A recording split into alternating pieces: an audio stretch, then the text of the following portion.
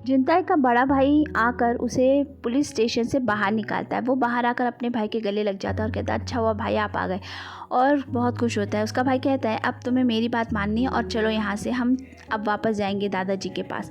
ये सुनते ही वो बोलता है मैं नहीं जाना चाहता हूँ, लेकिन उसका भाई उसे ज़बरदस्ती लेके आ जाता है।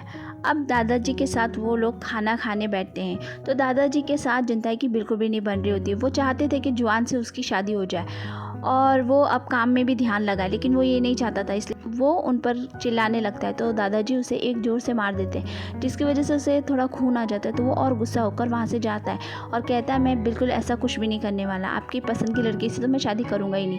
ये कहकर वो वहाँ से चला जाता है। आगे हमें दिखाते हैं कि जिंगजिंग जो होती है अपनी माँ के पास पहुँच जाती है। उसकी माँ की हालत बहुत ख़राब रहती है। डॉक्टर बोलते हैं कि ऑपरेशन करना पड़ेगा, सर्जरी होगी तो तभी तुम्हारी मम्मी ठीक हो सकती है। तो वो पूछती है कितने पैसे लगेंगे, तो डॉक्टर बोलता है बहुत सारे पैसे लगने वाले हैं, तो तुम्हें इंतज़ाम करने में वक्त लगेगा। तो मैं तुम्हारे लिए इतना कर सकता हूँ कि थोड़ा वक्त तुम्हें और दिलवा सकता हूँ, जब तक तुम अपनी मम्मी के लिए इंतज़ाम कर लो। ये कहकर वो डॉक्टर वहाँ से चला जाता है। अब जिंगजिंग सोचती है कि मुझे नौकरी की ज़रूरत है, तभी पैसों का कुछ इंतज़ाम हो जाएगा। तभी वहाँ पर जिनताई आ जाता है। दादाजी बोलते हैं देख लिया, ये मुझे मनाने आया है। तो वो बोलता है कि बिल्कुल नहीं, मैं तो आप लोगों को बाय बाय कहने के लिए आया हूँ। तो दादाजी उसके सामने एक शर्त रखते हैं और बोलते हैं अगर तुमने ये शर्त पूरी करी तो तुम जो चाहोगे वो ही करवाऊँगा, तुम्हारी शादी उस लड़की से नहीं करवाऊँगा और तुम्हारे भाई को भी बोर्ड ऑफ डायरेक्टर में शामिल कर लूँगा। तो जिनताई कहता है कि आप ना पहले एक काम तो करके बताइए। तो वो बोलता है ठीक है, कल से तुम्हारा भाई बोर्ड ऑफ डायरेक्टर में मेंबर होगा, तो अब तो मेरी बात मानोगे ना। तो वो बोलता है ठीक है, मुझे क्या करना पड़ेगा। तो दादाजी बताते हैं कि तुम्हें वही करना है जो तुम अमेरिका में करना चाहते थे, यानी कि स्टार बनना है तुम्हें। एक कंपटीशन है जो तुम्हें जीतना है, अगर तुम जीत लोगे तो तुम्हारी सारी शर्तें मुझे मंजूर है। ये सुनकर वो बोलता है कि ठीक है, मैं करके दिखाऊंगा, और वो वहाँ से चला जाता है। मैंगजी जो है दादाजी को संभालता है। तो दादाजी बोलते हैं कि ये तो तुम्हारे लिए भी इम्तिहान का वक्त है, 3 महीने तुम्हारे पास भी है, तो तुम्हें भी कुछ करके दिखाना होगा, समझ गए। दोनों भाई साथ में होते हैं। मैंगजी जिनताई को समझाने की बहुत कोशिश करता है, लेकिन जिनताई बोलता है कि नहीं, अब जो हो गया सो हो गया, अब आपको मेरी मदद करनी पड़ेगी। तो वो कहता है ठीक है, मैं तुम्हें पूरा सपोर्ट करूँगा, तो तुम फिक्र मत करो। तो वो बोलता है कि भाई हो तो ऐसा। जिंगजिंग नौकरी के लिए जाती है, लेकिन उसका इंटरव्यू अच्छा नहीं होता है, उसे कोई काम भी नहीं दे रहा होता है। वो बेचारी बहुत परेशान होती है। अब वो दूसरे इंटरव्यू के लिए जाती है, लेकिन उसे रास्ता समझ में नहीं आता है और वो गलत जगह पहुंच जाती है। वहाँ पर उसकी बड़ी बेइज्जती होती है और ये सब कुछ पीछे खड़ा हुआ जिनताई देख लेता है। जिनताई जिंगजिंग के पीछे जाता है और उसको बोलता है कि तुम यहाँ क्या कर रही हो। वो बोलती है तुम्हें इससे कोई मतलब नहीं है। वो उसका बायोडाटा देखता है, तो वो बोलती है क्या कर रहे हो तुम। वो कहता है अगर तुम्हें जॉब की ज़रूरत है तो मेरे पास एक जगह खाली है। तो वो बोलती है कि क्यों मजाक कर रहे हो मेरे साथ। तो वो बोलता है मेरी सेक्रेटरी बन जाओ, तुम्हें अच्छी सैलरी दूंगा और सब कुछ अच्छा होगा। तो वो बोलती है कि तुम तो खुद ट्रेनी हो, तुम सेक्रेटरी कैसे। तो वो जिनताई बताता है कि ये सब कुछ मेरे दादाजी का ही है, तो तुम्हें फिक्र करने की ज़रूरत नहीं है, तुम हाँ बोलो बस, कर रही हो या नहीं। वो मान जाती है और वो जिनताई जो होता है जिंगजिंग से बहुत काम करवाता है। अब वो उसे बोलती है कि मुझे 3 महीने की तनख्वाह एडवांस में चाहिए।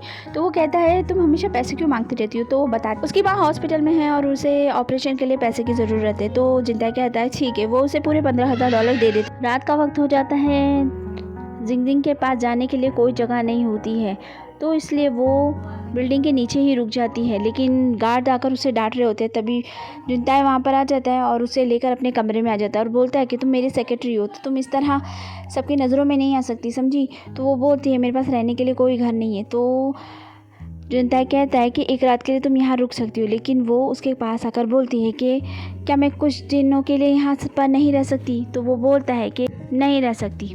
तो वो जाने लगती है। तो जिनताई उसे रोक लेता है और कहता है ठीक है, तो मेरी 3 शर्तें हैं जो तुम्हें माननी पड़ेगी। पहली शर्त ये होगी कि किसी को पता नहीं चलना चाहिए कि हम दोनों साथ में रहते हैं, और दूसरी शर्त ये होगी कि हम दोनों का टाइमिंग आने जाने का अलग अलग रहना चाहिए, और तीसरा जब तुम्हारे पास पैसे हो जाए तो तुम अपने लिए एक नई दूसरी जगह देख लेना।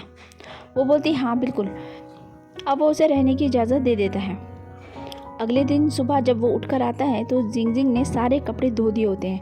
ये देखकर वो चौंक जाता है। वो कहता क्या करा है तुमने तो सारे कपड़े धो दिए, अब मैं पहनूंगा क्या। वो उसे अपना सूट दे देती है पहनने के लिए। वो कहता है कि कुछ ज़्यादा पिंक पिंक नहीं हो गया। वो कहती बिल्कुल नहीं, आजकल का ट्रेंडिंग फैशन है, इसलिए कोई कुछ नहीं बोलने वाला। जिनताई जाने लगता है तो जिंगजिंग भी उसके साथ जाती है। तो वो बोलता है अरे तुम्हें मैंने कहा था ना, हम दोनों के बीच गैप होना चाहिए। अब वो लोग वहाँ से चले जाते हैं। जिनताई और जिंगजिंग रेस्टोरेंट में बैठे हुए थे, तभी जुआन का फ़ोन आ जाता है। तो जिनताई कहता है जिंगजिंग को कि उसे मना कर दो, कह देना मैं यहाँ पे नहीं हूँ। तो वो बोलती है कि वो बोल रहे हैं कि वो यहाँ पे नहीं है। ये बात सुनकर जुआन को गुस्सा आ जाता है और बोलती है आखिर तुम हो कौन। लेकिन वो फ़ोन काट चुकी होती है। जिनताई कहता है कि तुम बेवकूफ़ हो, तुम्हें समझ में नहीं आया, मैंने तुमसे जो बोला था तुमने ये क्यों कहा कि मैंने कहा है। तो वो बोलती है कि क्या मुझे ये नहीं बोलना चाहिए था। जुआन जो है अपने पापा के पास जाती है। उसके पापा उसे शर्त के बारे में सब कुछ बता देते हैं और कहते हैं अगर तुम्हें उसे पाना है तो तुम्हें उसका दिल जीतना पड़ेगा। फिर जुआन जो होती है मैंगजी के पास जाती है और बोलती है कि आपने मुझे शर्त के बारे में कुछ भी नहीं बताया। मैंगजी बोलता है कि मैं इस मामले में बिल्कुल भी नहीं पढ़ने वाला, तो तुम अपना देख लो। तभी वहाँ पर जिनताई आ जाता है और वो अपने भाई से बोलता है क्या आपने कुछ बताया इसको। तो उसका भाई बोलता है नहीं, बिल्कुल भी नहीं।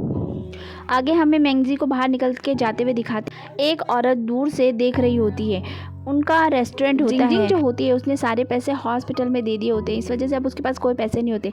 तो वो सोचती है पार्ट टाइम जॉब कर लो। तो वो इसी औरत के रेस्टोरेंट में आ जाती है और वहाँ पर पार्ट टाइम जॉब कर लेती है। मिस टोंग वहाँ पर आ जाती है जो कि यहाँ की इंस्ट्रक्टर होती है। वो देख लेती है कि दो लड़कियाँ अपनी टीचर को रिश्वत दे रही हैं। तो वो उन लोगों को बहुत डांटती है और सब लोगों को खड़ा करके बहुत चिल्लाती है और उन्हें रूल्स और रेगुलेशन सब समझा देती है। फिर वो लोग सब वहाँ से चले जाते हैं।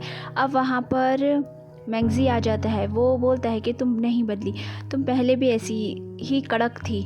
तो वो बोलती है कि आप ही ने तो मुझे यहाँ का बनाया है, तो मैं अपना काम ठीक से करूँगी।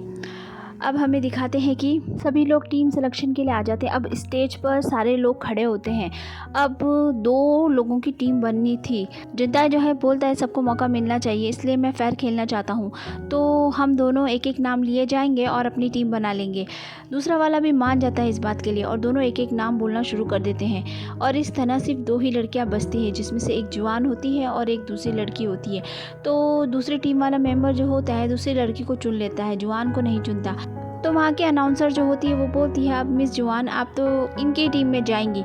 लेकिन जिनताई जो होता है वो बोलता है कि नहीं, मैं किसी भी सेलिब्रिटी को नहीं लेना चाहता। अब मैं बताता हूँ, मैंने पहले ही अपना मेंबर चुन लिया है। और वो सीधा नाम ले लेता है जिंगजिंग का।